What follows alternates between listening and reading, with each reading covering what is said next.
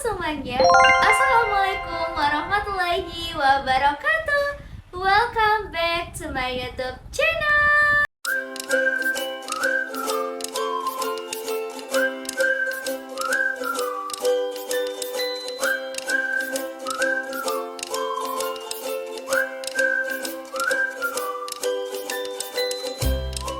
Di video kali ini, seperti biasanya, karena masih banyak yang antusias dan juga semangat untuk aku lanjutkan ke part selanjutnya. Tapi khusus untuk video ini, aku akan membahas bukan lagi soal matematika, tapi gambaran tes literasi keislaman. Nah, tahu kan kalau misalnya literasi keislaman itu ada berapa jenis, yaitu ada akidah akhlak, sejarah kebudayaan Islam, fikih, dan juga Al-Quran hadis. Untuk kali ini aku akan membahas khusus untuk materi akidah akhlak. So, buat kamu pejuang UMPTKIN yang bentar lagi ujian, jangan lupa untuk support channel ini dengan klik tombol subscribe dan juga ikuti sosial media aku karena disitu juga aku update informasinya. Dan kalian bisa konsultasi di Instagram pribadi aku dan @latsolUMPTKIN. So, tidak perlu berlama-lama lagi, langsung saja simak video ini sampai akhir. Oke, baiklah. Di sini kita akan membahas materi subtes literasi keislaman dan Kariska akan membahas yang bagian akidah akhlak ya. Karena kalau di tes literasi keislaman ada Al-Quran hadis, akidah akhlak, sejarah kebudayaan Islam, dan juga fikih. Nah, untuk kali ini di part 1 materi keislaman, Kariska akan bahas untuk akidah akhlak. Jadi di sini untuk gambaran soal-soalnya kalian bisa lihat ya di layar berikut ini. Nah, Kariska akan bahas yang nomor 16, yaitu salah satu indikasi keikhlasan ialah kita tidak menggerutu ketika memberi sesuatu kepada orang lain. Nah, meskipun dia tidak, jadi ada opsi A, B, C, D, apakah dia berterima kasih kepadanya, mendoakannya, membalasnya, atau memujinya. Jadi teman-teman, kalau misalnya dapat soal seperti ini, kita harus menemukan kata kuncinya. Karena di sini yang ditanyakan adalah indikasi keikhlasan, berarti kita tidak boleh menggerutu ketika memberi sesuatu kepada orang lain meskipun dia tidak. Jadi kalau misalnya kita memberikan sesuatu, tentunya nanti akan kembalinya yang menerima harus mengucapkan terima kasih ya. Sesuai dengan ayat Al-Quran yang menjelaskan bahwa kami memberi makan kepada kamu karena Allah mengharapkan ridha Allah semata. Kami tidak mengharapkan balasan dan terima kasih dari kamu. Jadi di sini jawaban yang tepat itu adalah meskipun dia tidak berterima kasih kepadanya. Karena kalaupun orang tersebut yang kita berikan ataupun orang yang menerima itu tidak mengucapkan terima kasih, kita tidak boleh menggerutu karena kita punya indikasi keikhlasan. Jadi meskipun dia tidak memberikan balasan ataupun tidak memberikan ucapan terima kasih, kita tetap ikhlas dalam memberikan sesuatu kepada orang lain. Jadi sebenarnya kalau kita lihat kan ada berterima kasih kepadanya dan juga membalasnya. Tapi jawaban yang tepat itu adalah berterima kasih karena orang yang menerima wajib mengucapkan terima kasih. Seperti itu. Jadi jawaban yang tepat itu adalah yang bagian A. Oke, next ya, kita bahas yang nomor 17.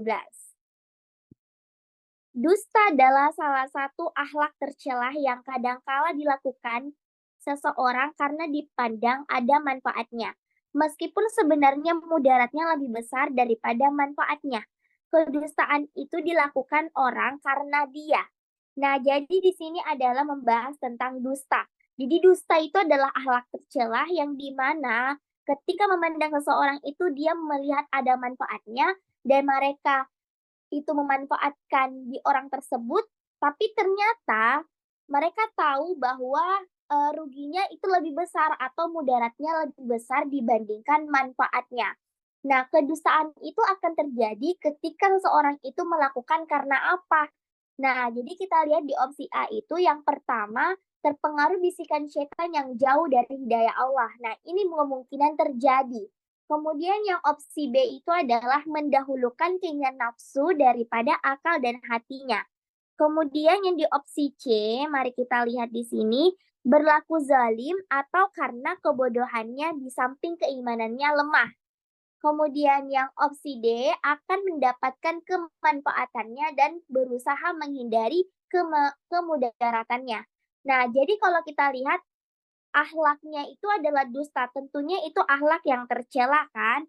Nah, di sini berarti dusta ini dari sikap atau akhlak dusta ini dia mementingkan manfaat walaupun mementingkan mudaratnya daripada manfaatnya. Jadi otomatis kalau kita lihat di sini dari sekian opsi yang tepat itu adalah yang opsi B, mendahulukan keinginan nafsu daripada akal dan hatinya. Jadi dia tidak mementingkan bahwa ternyata ruginya itu lebih besar di sini. Nah, karena kenapa? Karena udah terpengaruh hawa nafsunya yang jauh lebih besar ketimbang hatinya itu dan akalnya. Jadi jawaban yang tepat itu adalah jawaban yang B. Sebenarnya jawaban benar juga kalau terpengaruh bisikan setan dan opsi D dan opsi C itu juga benar, tapi kalau lebih tepatnya membahas tentang akhlak dusta karena dia mengesampingkan mudaratnya, berarti ini termasuk keinginan nafsunya dia lebih dahulukan ketimbang akal dan hatinya. Seperti itu ya. Nah, next ya di soal nomor 18. Nah, di soal nomor 18, barang siapa yang mengerjakan amal soleh, baik laki-laki maupun perempuan dalam keadaan beriman, maka sungguh akan kami berikan kepadanya kehidupan yang baik dan sungguh akan kami beri balasan kepada mereka dengan pahala yang lebih baik dari apa yang telah mereka kerjakan. Nah, yang pertanyaannya itu adalah ayat yang dapat disimpulkan dari pernyataan ayat tersebut. Jadi kesimpulannya apa? Nah, kalau misalnya kesimpulan itu biasanya dia singkat dan jelas. Singkat dan jelas. Nah, singkat itu berarti dia mendapatkan informasi yang jelas juga. Dan juga tidak terlalu panjang, ya ringkas sudah dapat poinnya. Nah, kita lihat di sini adalah barang siapa yang mengerjakan amal soleh, baik laki-laki maupun perempuan dalam keadaan beriman. Nah, di sini yang kita lihat kalau mau dilihat kata kesimpulannya, itu carilah kata yang berulang-ulang. Maka sungguh akan kami berikan kepadanya kehidupan yang baik dan sungguh akan kami berikan balasan kepada mereka dengan pahala yang lebih baik dari apa yang telah mereka kerjakan. Jadi di sini, kalau kita perhatikan di bagian opsinya, kejahatan orang di sini, ini kesimpulan yang ditanyakan ya. Yang opsi A, kejahatan orang beriman tidak akan dibalas oleh Allah Subhanahu wa taala seperti kebaikannya. Ini salah. Nih, ya. Kemudian kita perhatikan lagi di sini, perbuatan orang beriman akan dibalas oleh Allah dengan balasan yang lebih baik. Nah, ini bisa jadi ya. Jadi kita simpan dulu. Kemudian kebaikan seseorang akan membuahkan kehidupan yang baik di dunia dan di akhirat. Ada tidak kata dunia dan akhirat di nomor 18 ini? Tidak ada. Jadi otomatis yang opsi C juga tidak ada ya. Tidak termasuk kesimpulan dari ayat tersebut. Kemudian yang opsi D. Kebaikan orang beriman akan dibalas oleh Allah Subhanahu wa taala dengan balasan yang lebih baik sehingga kehidupan menjadi lebih baik. Nah, ini bisa juga, tapi karena kita mencari singkat dan jelas, berarti untuk melihat jawaban yang tepat itu adalah opsi yang B. Seperti itu ya. Nah, kita masuk ke soal nomor 19. Nah, di soal nomor 19 ini ada lagi hadis, kita langsung yang ditanyakan ya. Hadis Rasulullah tersebut mendorong umat Islam untuk apa? Nah, jadi kita bisa baca kembali hadisnya. Siapa yang mengada-ngadakan dalam Islam sunnah yang baik, maka dia akan mendapatkan pahala atasnya ditambah-tambah dengan pahala pengikutnya tanpa dikurangi sedikit pun pahala mereka. Dan siapa yang mengada-ngadakan dalam Islam sunnah yang buruk, maka dia akan mendapat dosa dan ditambah dosa para pengikutnya tanpa mengurangi dosa mereka sedikit pun. Nah, hadis Rasulullah tersebut dia sebenarnya maknanya apa? Maksudnya adalah dari pernyataan hadis Rasulullah itu artinya apa? Mendorong umat Islam itu untuk kenapa? Nah, kita lihat kata atau kalimat ini.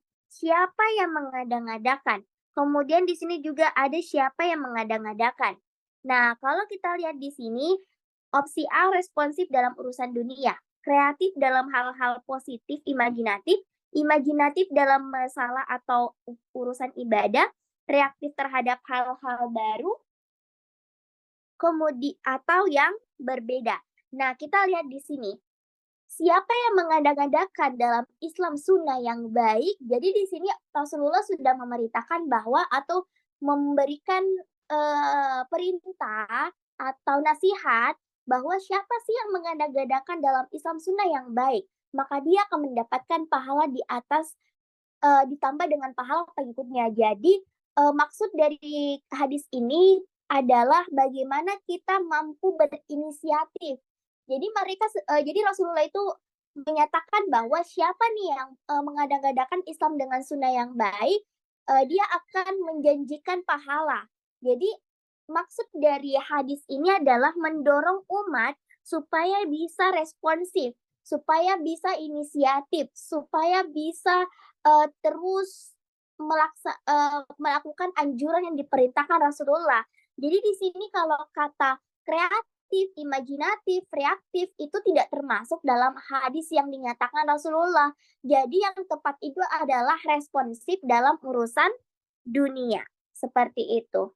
Oke ya. Nah, next di soal nomor 20. Nah, nomor 20 di sini adalah Allah akan senantiasa menolong hamba selama hamba tersebut menolong saudaranya. Diprediksi bahwa setiap orang ingin mengalami peningkatan mutu kehidupannya. Menurut bagian hadis tersebut, cara untuk memperbaiki kehidupan manusia adalah. Nah, di sini ada hadis di mana Allah akan senantiasa menolong hambanya selama hamba tersebut menolong saudaranya. Dan kemudian pertanyaannya adalah cara untuk memperbaiki kehidupan manusia adalah menolong orang lain membutuhkan pertolongan dengan ikhlas tanpa riya. Nah, bisa jadi ya, karena kita kalau misalnya mau menolong itu tanpa harus dipamerkan. Oke? Yang B, meminta pertolongan kepada orang lain yang dapat menolongnya secara suka dan secara sukarela. Kemudian yang C, menolong orang lain untuk mengundang pertolongan Allah yang lebih besar. Ini sebenarnya kita tidak boleh menyangka ketika kita menolong orang lain, kita justru akan berniat, oh pasti Allah akan tolong yang lebih besar. Tidak ya, ini termasuk salah. Kemudian minta tolong supaya Allah memberi pertolongan kepada orang yang memberi pertolongan, ini juga bukan. Nah, sekarang yang opsi B dan opsi A, kita perhatikan yang opsi B. Meminta pertolongan kepada orang lain yang dapat menolongnya secara sukarela. Jadi, kalian pasti tahu kalau misalnya kita lebih baik menolong dibandingkan ditolong. Ketika kita bisa menolong, Allah sudah menjanjikan kita akan ditolong oleh Allah. Jadi yang benar itu adalah yang opsi A, menolong orang lain yang membutuhkan pertolongan dengan ikhlas tanpa riya. Seperti itu ya. Mungkin seperti ini dulu pembahasan soal materi keislaman bagian akidah alak. Semoga kalian mampu memahami pembahasan dan penjelasan yang Kariska sampaikan. Oke, terima kasih. Nah, itulah tadi pembahasan prediksi soal UMPTKIN 2023 dan sekarang udah masuk ke part yang ke-10. Nah, part ke-10 ini aku bahasnya khusus untuk materi literasi keislaman. Jadi kalian yang udah request di kolom komentar, semoga kalian memahami penjelasan dari Kariska ya. Di sini kita sama-sama belajar juga. Jadi buat teman-teman, kalau ada kritikan bisa tuliskan di kolom komentar. Aku sangat berterima kasih untuk kalian. Jadi jangan lupa untuk like, share, dan komen video ini. Dan jangan lupa untuk bagikan jika video ini bermanfaat sesama pejuang masuk kampus 2023. Oke semuanya, aku mau komentar kalian jika mau lanjut lagi ke part selanjutnya. Mohon maaf jika ada salah kata dan kekurangan. Sekian dan terima kasih. See you next video. Wassalamualaikum warahmatullahi wabarakatuh.